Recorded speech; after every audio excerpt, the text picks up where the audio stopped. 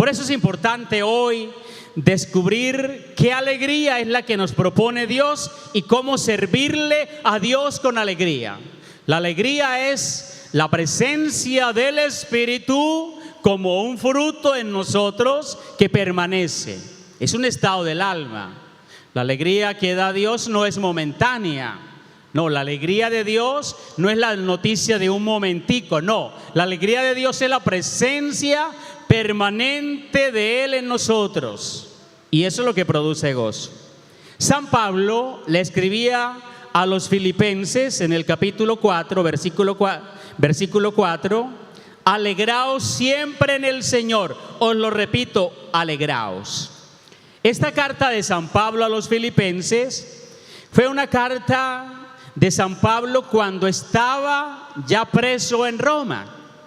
Ya había pasado todas sus predicaciones, y en las predicaciones sobre el Señor tuvo que sufrir calumnias, persecuciones, fue apaleado, fue encarcelado, fue llevado ante el Sanedrín. Bueno, tuvo que pasar muchas dificultades el apóstol San Pablo. Y San Pablo, estando ya en la cárcel y ya sabiendo que se acercaba a su muerte, escribe como una carta espiritual, como un testamento de todo lo que había hecho.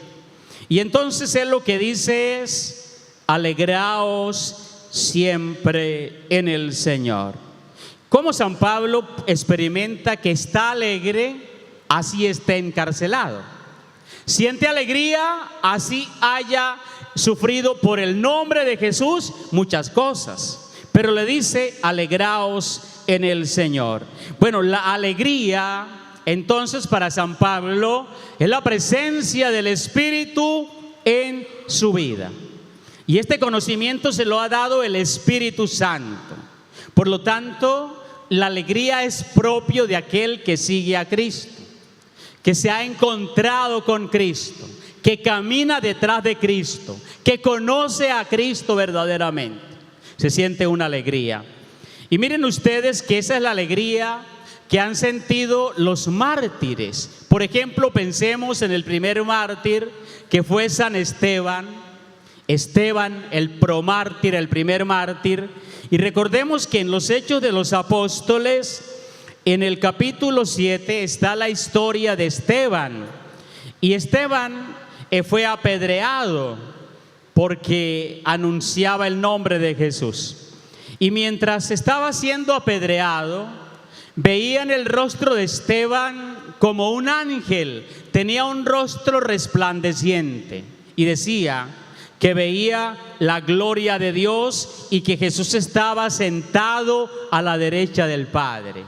Y su rostro se iluminó y empezó a perdonar a aquellos que lo estaban apedreando. Entonces miren, la alegría de Esteban era una alegría que no se la podía quitar ni el Sanedrín, ni la persecución, ni en el momento que estaba viviendo. Al contrario, se llenaba de una paz y de una alegría que todos quedaban sorprendidos. Y es que ellos experimentaron una alegría muy grande.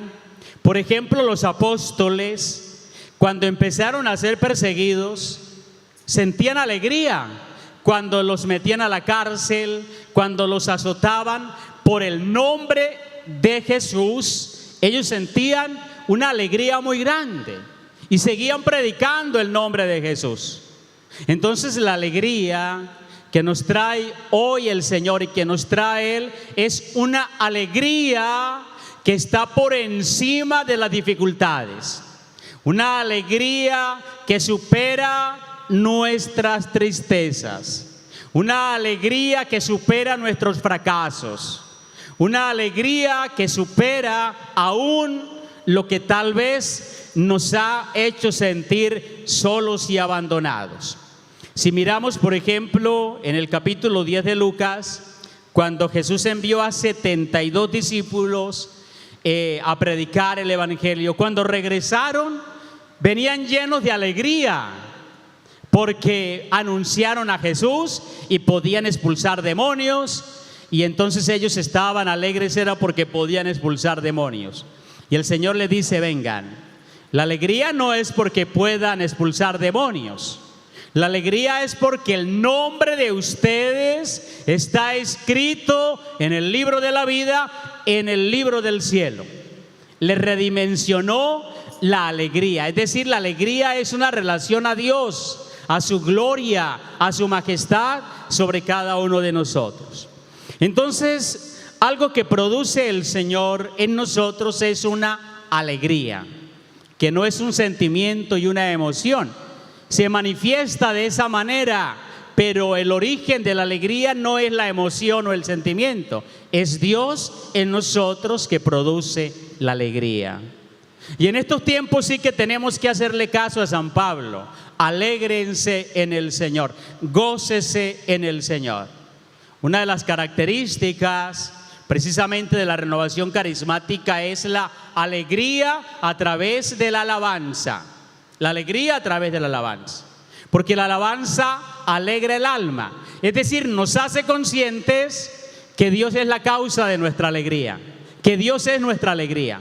La alabanza nos hace comprender eso. Nos hace entender eso.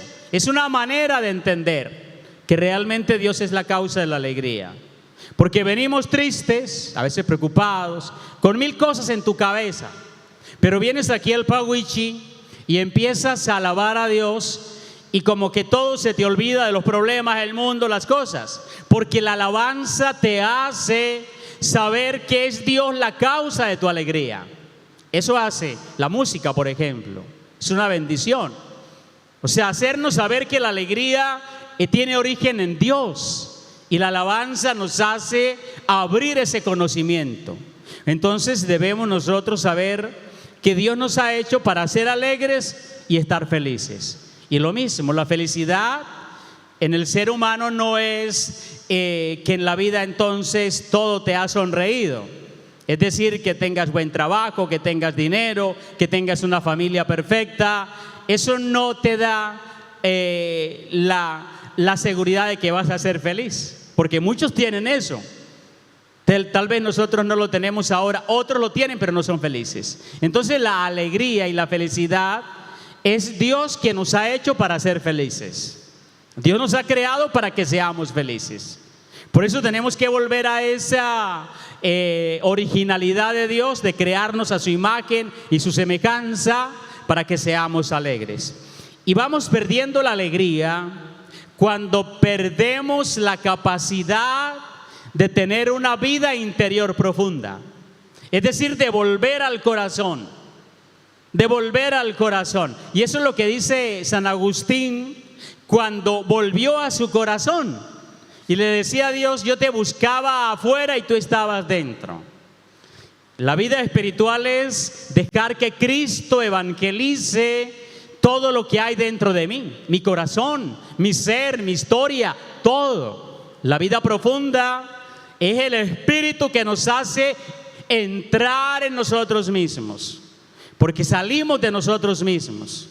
Y la imagen, por ejemplo, es la del hijo pródigo que aparece en el Evangelio de San Lucas, donde el hijo pródigo, teniendo todo, sale y se va a un lugar extraño. Sale, es decir, sale de él, donde Dios lo ha consentido todo el tiempo. Pero cuando descubre que como ha salido de él y la está pasando mal, vuelve otra vez a donde estaba antes, es decir, a la casa del Padre. Y allí experimenta todo el amor que había abandonado, pero que Dios lo estaba esperando para darle todo el amor. Entonces es muy importante ir al corazón, porque Dios es de profundidad. Hay que ir al corazón, remar mar adentro, no quedarnos en lo exterior, porque nos vamos a entristecer. Si nos quedamos en lo exterior, vamos a sentir fracaso, vamos a sentir soledad, vamos a sentir tantas cosas. Hay que ir a lo profundo. Y lo profundo es el corazón, lo profundo del alma. Hemos perdido la alegría porque nos hace falta poder cultivar esa experiencia de Dios en lo más profundo del corazón.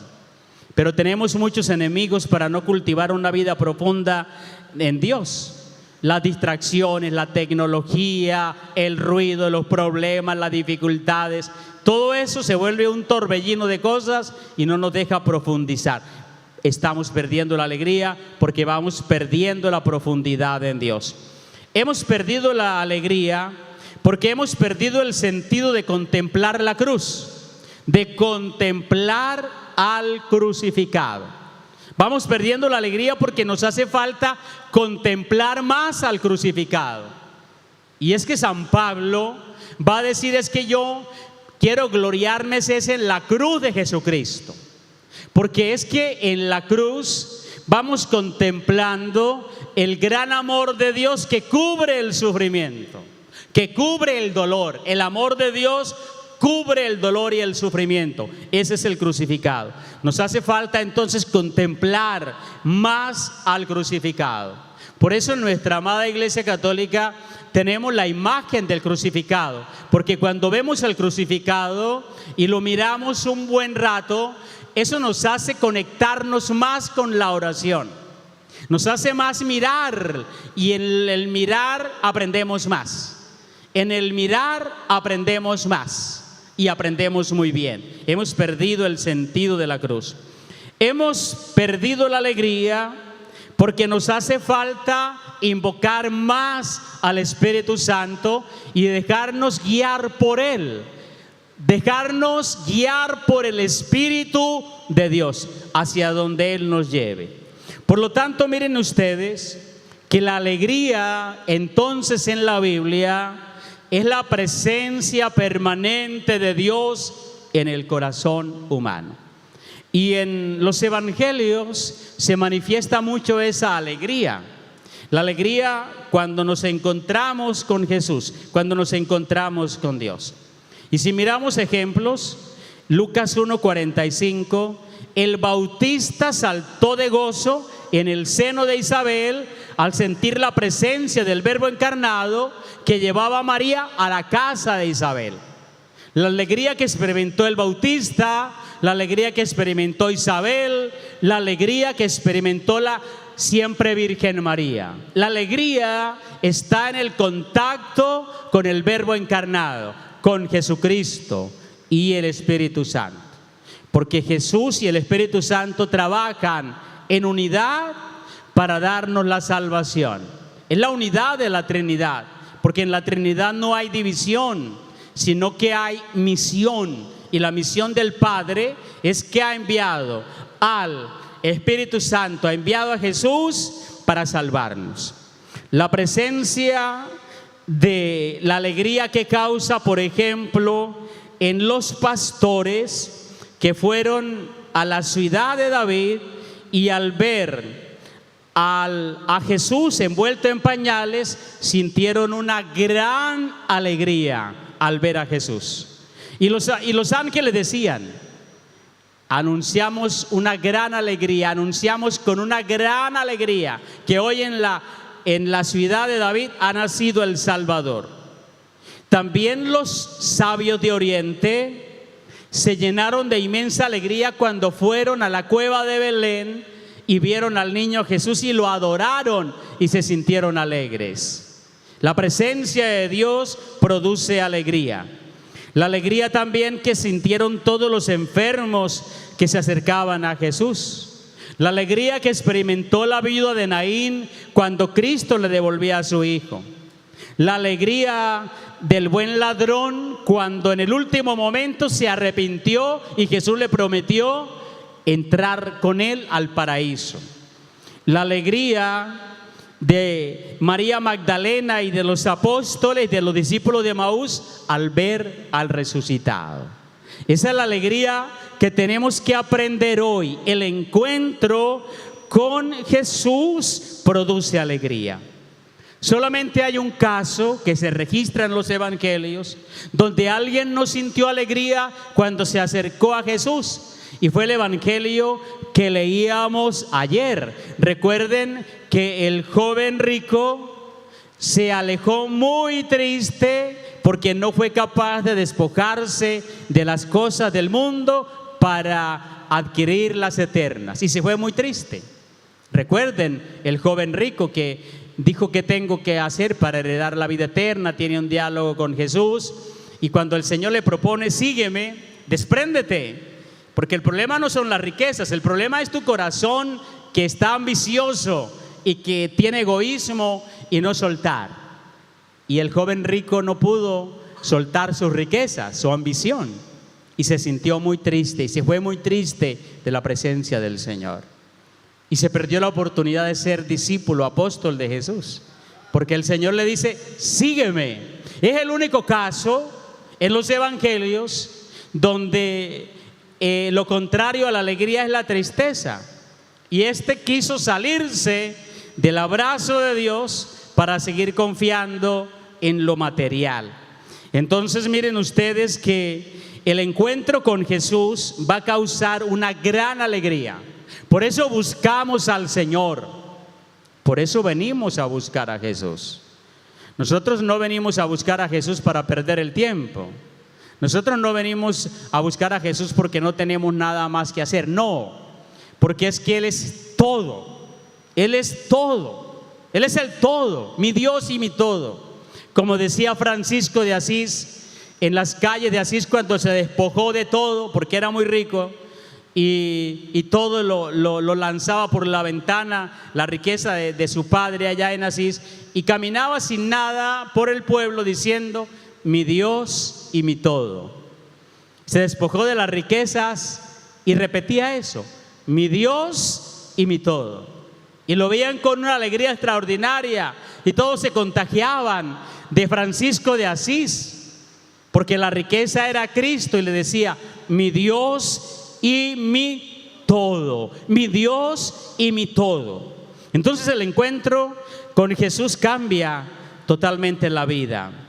Natanael, por ejemplo, el apóstol, de una actitud despectiva a confesar que Jesús es el Hijo de Dios.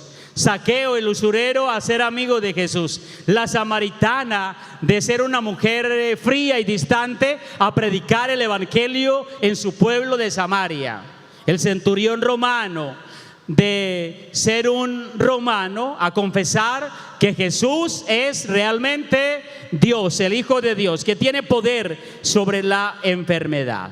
Entonces es muy importante uno centrarse en ese diálogo con la palabra, con el evangelio, para saber cómo aquellos que sufrieron tanto por Jesús, por anunciar a Jesús en un mundo de justicia, tuvieron tanta alegría. De esa alegría es que debemos aprender. Si miramos el evangelio de San Lucas, capítulo 19, está la historia del encuentro de Jesús con un hombre llamado Zaqueo. Recordemos cómo Jesús va a Jericó. Y recordemos que cuando va a Jericó, primero sana a Bartimeo el ciego, porque Bartimeo el ciego está a las afueras de Jericó. ¿Y para qué le da la luz de los ojos? ¿Para ser un ciego más curado? No. Le da la luz para que sea un discípulo de él. Por eso cuando Bartimeo el ciego, a las afueras de Jericó, Jesús le da la luz, no es para curar un ciego más, no. Es para darle una luz que entrara en su corazón y se volviera discípulo. Porque más importante que solamente curar a un ciego, un acto de misericordia, de caridad, era que conociera y contemplara a Dios en persona, en la persona de Jesús, delante de él. Para contemplar a Dios, para ver a Dios en la persona de Jesús. Quien contempla a Jesús, contempla a Dios. Pero Jesús fue a Jericó no solamente para darle la luz a este Bartimeo y que lo siguiera. Va porque tiene una misión especial en Jericó. ¿Y a dónde va a ir Jesús? Pues va a ir a la casa del más odiado de todo el pueblo. Miren qué misteriosos son los planes de Dios. Va a hospedarse en la casa del más odiado. Y ese más odiado era Zaqueo. ¿Por qué? Pues porque Zaqueo era un recaudador de impuestos, era un usurero, y los recaudadores de impuestos subían muchísimo los impuestos para pagarle a Roma, Y a veces miren ustedes cómo era la injusticia, que pedían hasta 3 veces más y se quedaban con 3 veces más. ¿Y quién tenía que pagar esos impuestos? El pueblo. Por eso Zaqueo no era el más popular en cuanto al cariño que le manifestaban. Era popular él porque era el más odiado. Pero el Señor tiene unos planes, el Señor tiene unas victorias ya preparadas que uno ni se imagina. Zaqueo era rico, pero no era feliz. Era rico, pero no era feliz. Y entonces, despreciado por todos, sabe que Jesús va a entrar y está llegando a su pueblo. Y hay unos pasos que él da, pasos seguros y nadie se lo va a impedir. Lo primero es que consigue estar cerca de Jesús, venciendo todos los obstáculos. Zaqueo quiere ver a Jesús, pero como era lógico, todo el mundo se abalanzaba sobre Jesús. Y Zaqueo era bajito de estatura. Y él decía, no tengo probabilidades de acercármele, porque él quería ir a verlo. Podía escucharlo, tal vez sí, pero lo quería ver. El oír y el contemplar es lo que perfecciona en la iglesia, el oír a Cristo y contemplar a Cristo en la Eucaristía. Lo escuchamos y lo vemos. Zaqueo quería ver a Jesús. No solamente era escucharlo lejos, su voz, no, quería verlo. Quería ver a Jesús. ¿Y qué hace? Corre y sabe que Jesús tiene que pasar por ese lugar, sube a un árbol, corre adelante, sube a un árbol y vence todos los obstáculos. Imagínense la burla del pueblo. Miren, el cobrador de impuestos montado allá en ese árbol. Y cuando Jesús va pasando por ese lugar, Jesús le va a hablar. Y le va a hablar por el nombre, Zaqueo. No le va a decir fulanito de tal, oiga usted. No, Zaqueo, baja hoy, baja de allí porque tengo que hospedarme en tu casa. Zaqueo subió a ese árbol diferente, subió siendo pecador, pero bajó de ese árbol para ir a la casa a preparar la cena a Jesús de una manera diferente. Y sintió una alegría. ¿Cómo así que vienes a mi casa? Y lo recibió con alegría. Miren ustedes que este evangelio y este texto es lo que el Señor hace con nosotros todo el tiempo. Hace todo el tiempo, venimos ante la presencia del Señor como Zaqueo. O sea, venimos y nos sentimos mal, pero ya no regresamos igual, porque ya Jesús nos ha hablado. Y ya no vamos a regresar iguales. Zaqueo sube con una tristeza, pero baja con una alegría, porque Jesús le ha dicho su nombre, Zaqueo, baja. ¿Y qué hace Zaqueo ante esa invitación del Señor? Se arrepiente. Y miren ustedes que hace una confesión pública. La alegría le hace ser generoso. Daré la mitad de mis bienes a los pobres. Y si en algo he defraudado, le devolveré 4 veces más. Imagínense, 4 veces más, porque es lo que ha robado. Es lo que ha robado, 4 veces más ha robado. Ahora 4 veces va a devolver lo que ha robado. Miren qué hermoso cómo es cuando el corazón se transforma y cómo el Señor le da una alegría tan grande. Por lo tanto, la alegría que experimenta Zaqueo es una alegría que ya nadie la puede quitar de su alma y de su corazón. Nadie la puede arrebatar. Jesús tenía un plan, fue a ese lugar, Jericó, para que un ciego lo pudiera ver y para que aquel que estaba esclavizado por tantas cosas tuviera libertad y tuviera alegría. Esta visita del Señor a Jericó no fue una visita fortuita. Ya estaba en el plan de Jesús ir por 2 personas. Jesús va a un pueblo por 2 personas. Es que el Señor no ve multitudes, ve personas. Por eso uno no puede desanimar que es que voy a un lugar y no está lleno.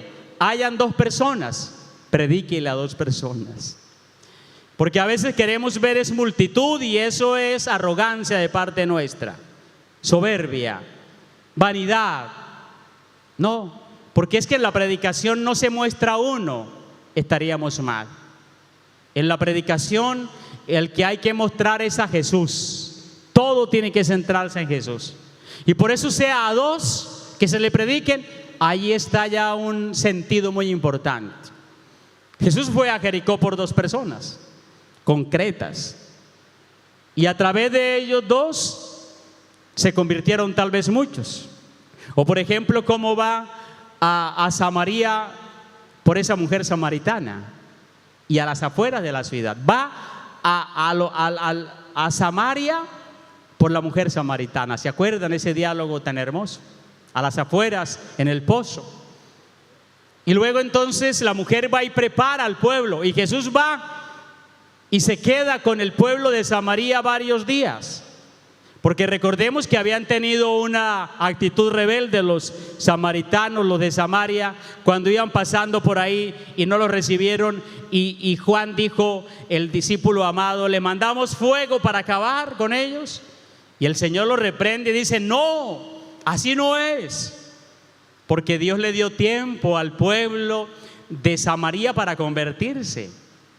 Y fue una mujer que, encontrándose con Jesús en el pozo de Jacob, que estaba a las afueras, pozo de Sicar, allí esa mujer se convierte en evangelizadora.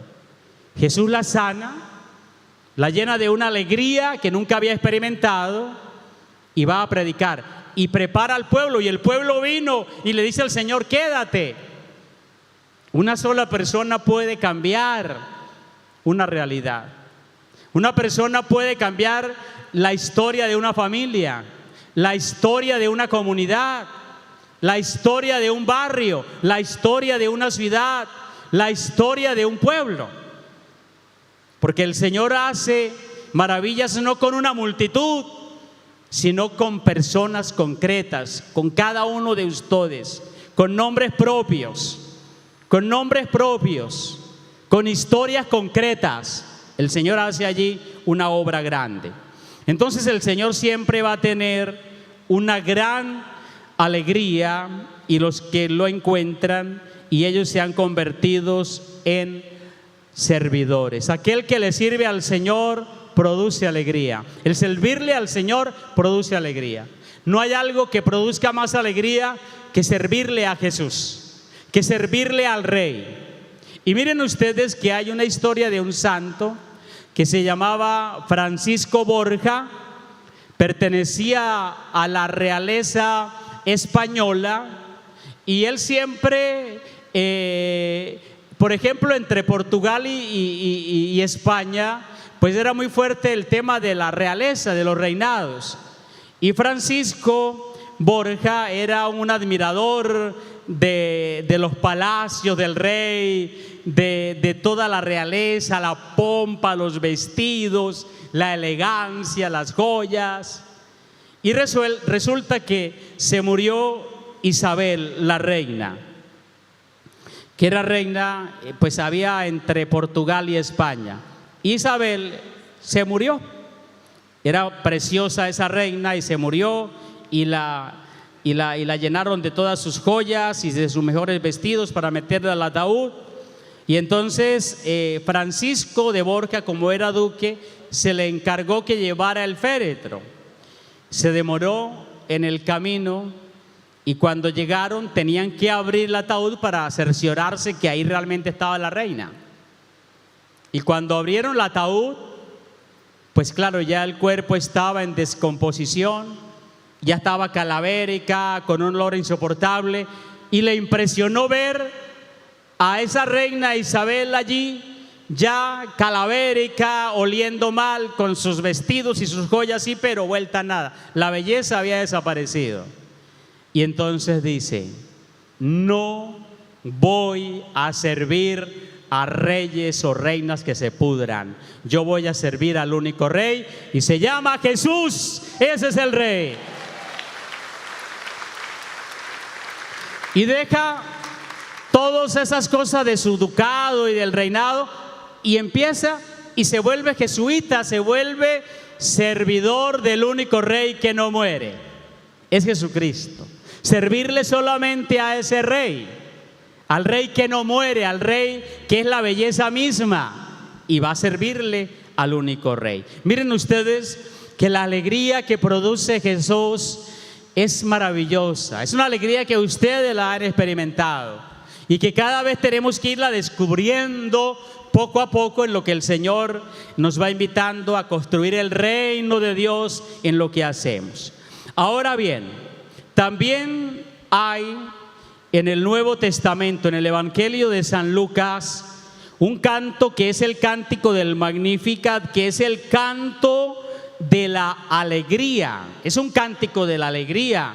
Es la manifestación del corazón de María, que está alegre por todas las maravillas que en ella se han cumplido.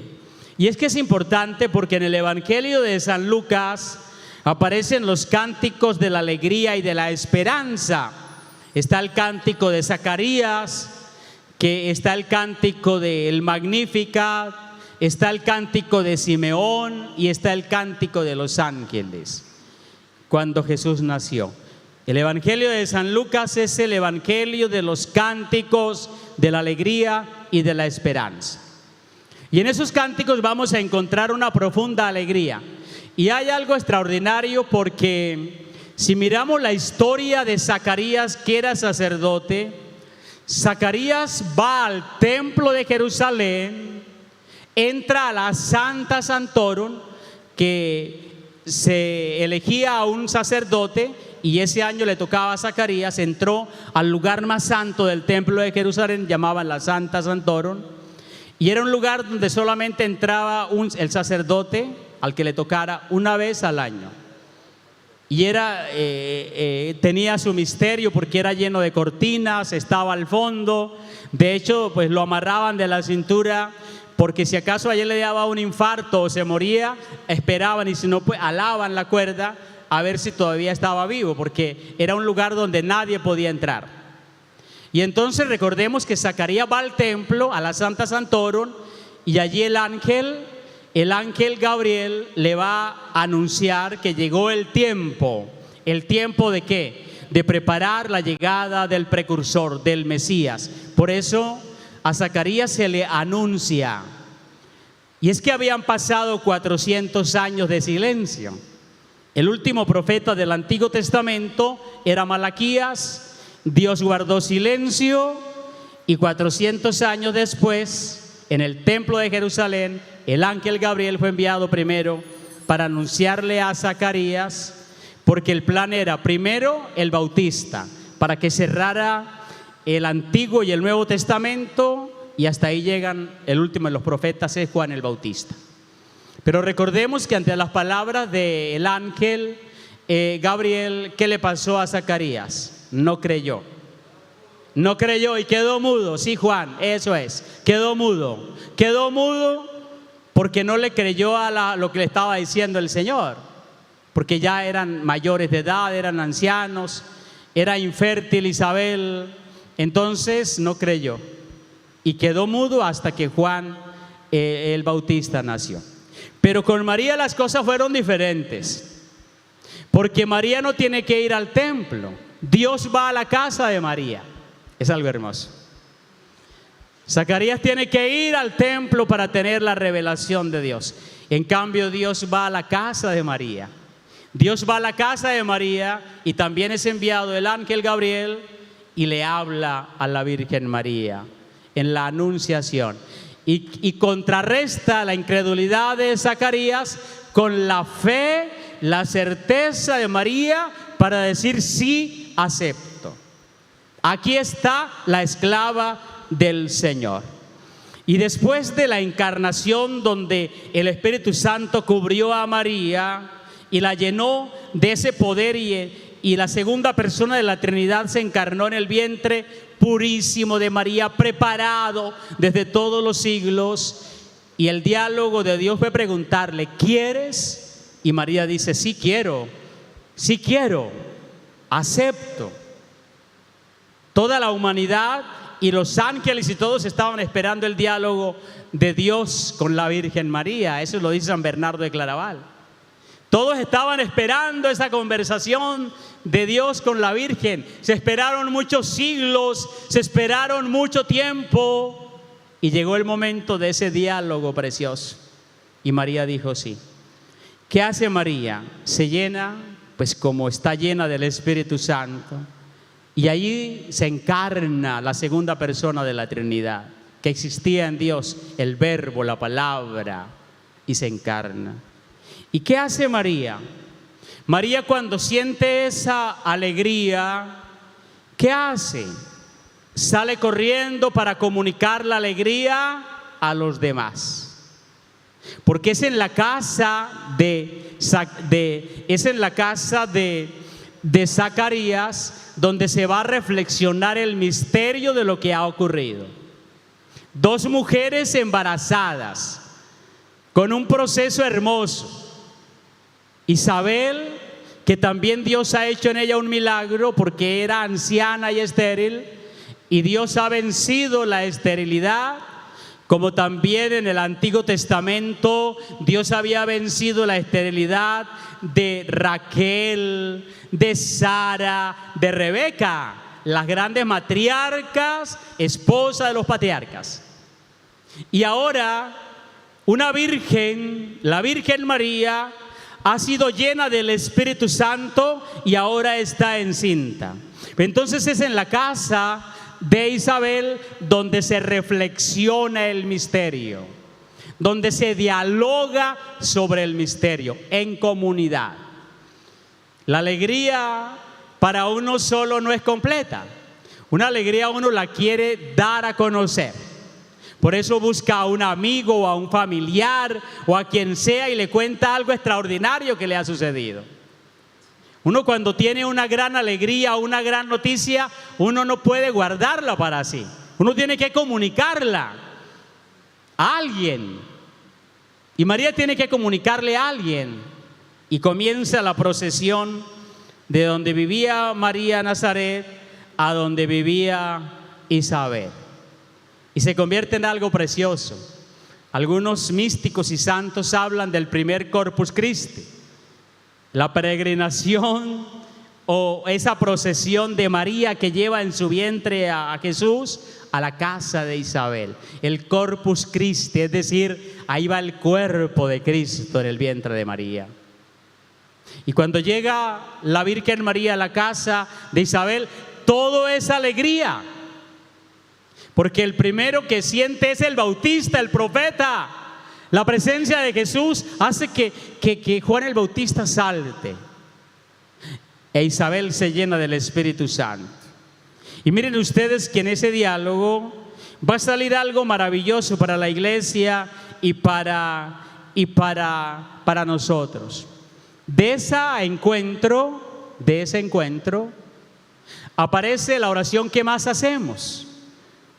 El saludo a la Virgen María de Isabel y también del ángel Gabriel. El ángel Gabriel e Isabel hacen la oración que más hacemos. El alégrate María, llena eres de gracia, el Señor está contigo. Bendita eres entre todas las mujeres y bendito es el fruto de tu vientre, Jesús. Es el diálogo del ángel, es la respuesta de Isabel a María. Por lo tanto, miren ustedes que esa oración que nos encanta orar y que nos da tanta paz, es una oración absolutamente bíblica, ¿sí? Y la Santa María, Madre de Dios, ruega por... Es la oración de la iglesia que hizo ante esa oración tan majestuosa. La iglesia responde así porque todas las generaciones la llamarán bienaventurada y después la iglesia va a decir: Santa María, Madre de Dios, ruega por nosotros los pecadores, ahora y en la hora de nuestra muerte. Amén. Es la respuesta de la iglesia ante ese saludo del ángel y ante ese saludo de Isabel. Y ahí brota en el corazón de María el cántico del Magnificat, que es el canto de la alegría. Porque miren ustedes que este cántico de la Virgen María es un cántico que va a recoger todos los cánticos del Antiguo Testamento. Es decir, va a recoger todos los Magnificat del Antiguo Testamento. María ya conoce el Magnificat, por ejemplo, de Miriam, la hermana de Moisés y de Aarón, cuando Miriam canta una estrofa diciendo que Dios los sacó y los hizo pasar por el Mar Rojo, y que las armas que se utilizaban para la guerra, Dios las hundió en el mar. Caballos y jinetes arrojados en el mar. Ese fue el estribillo que dijo Miriam, y luego Moisés escribe la otra parte del capítulo 15 del libro del Éxodo, el cántico de la victoria sobre el Mar Rojo. Pero ¿qué es lo que dice, por ejemplo, Miriam? Que lo que el ser humano usa para la guerra, Dios lo hunde. ¿Y qué era lo que se usaba para la guerra? Pues los caballos, los jinetes. Lo arrojó en el mar y a sus mejores capitanes. Dios es quebrantador de guerras, y eso es lo que va a expresar Miriam. Y también el Magnificat, por ejemplo, de otras mujeres que cantaron sus Magnificat. Por ejemplo, la reina Esther, Ruth, Débora, la profetisa. Cada una de ellas cantó unos cánticos o unos Magnificat a Dios. Primero engrandeciendo a Dios, que ha hecho maravillas, su nombre es poderoso y que nos ha liberado de los opresores, y que Dios es el que nos hace justicia, cantado por mujeres hebreas. Y esos cánticos María los conocía muy bien, porque para el pueblo hebreo conocer un cántico de estos era como nosotros hoy sabernos la Santa María, Dios te salve María, o el Padre Nuestro. Eran cánticos que se repetían y se repetían, y la gente se los aprendía fácilmente. Y las mujeres hebreas, la liturgia es una liturgia poética de cánticos, Por eso nuestra iglesia es la liturgia de cánticos, porque viene del pueblo hebreo, del pueblo de Israel. Nos ha enseñado eso en la iglesia. Y en ese cántico María va a expresar cosas maravillosas.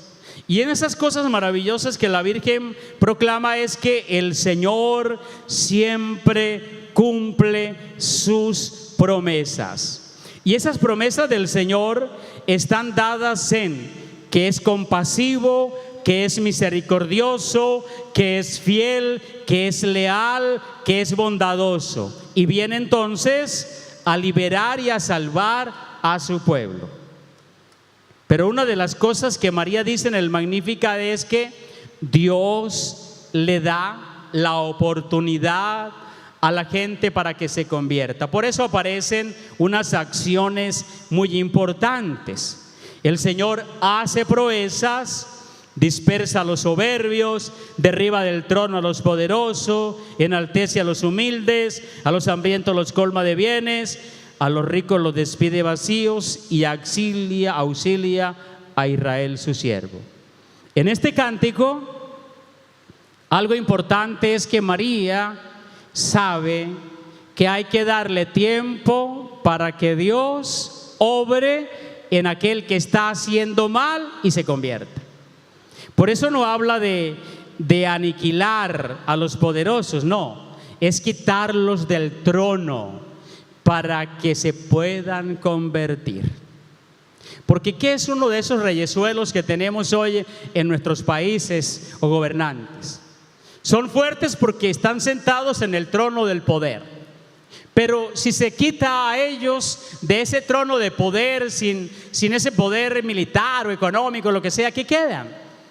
Pues uno como nosotros, como de a pie. Se le quita a ellos el poder, ¿y qué quedan? Como cualquier cristiano de a pie, como decimos, ¿cierto? Entonces el Señor da la oportunidad, y eso es lo que canta María, de la conversión del malo.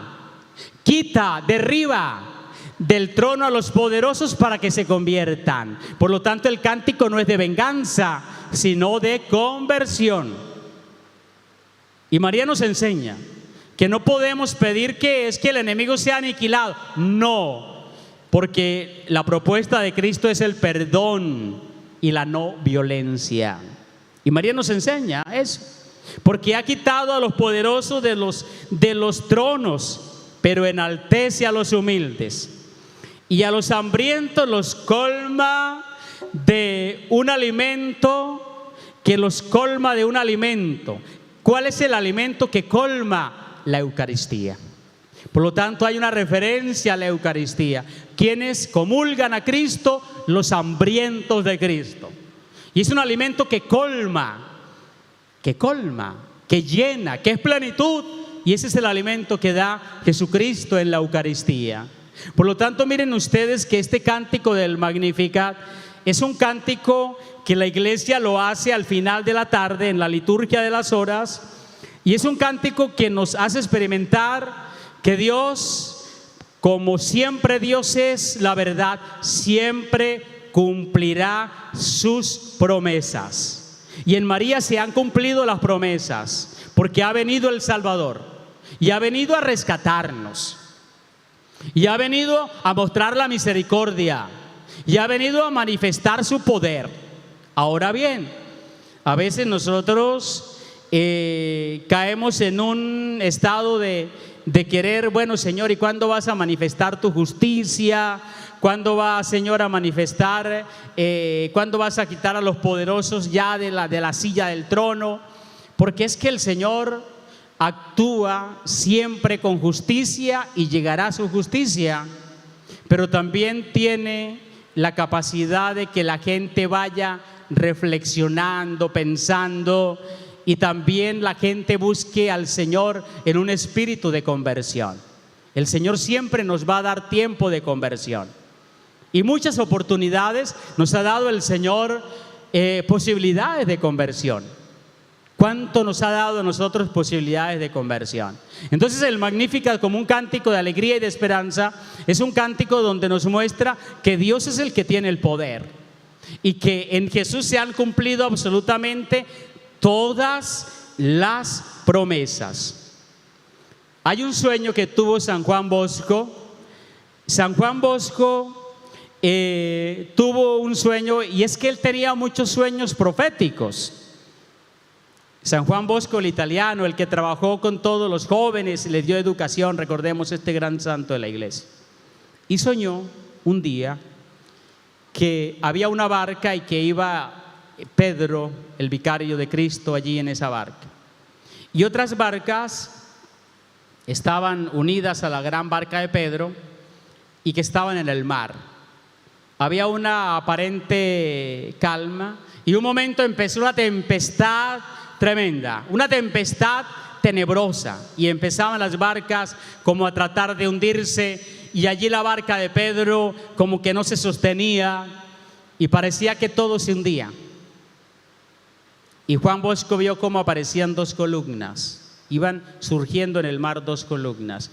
Una columna grande, dorada aparecía, y sobre esa columna grande una custodia que irradiaba, y de esa columna salían como unos lazos grandes y se sostenían la barca de Pedro. Y luego aparecía una columna más pequeña y llegaba como hasta la mitad de la otra columna dorada, y aparecía una imagen de la Virgen María extendiendo su manto y su amor.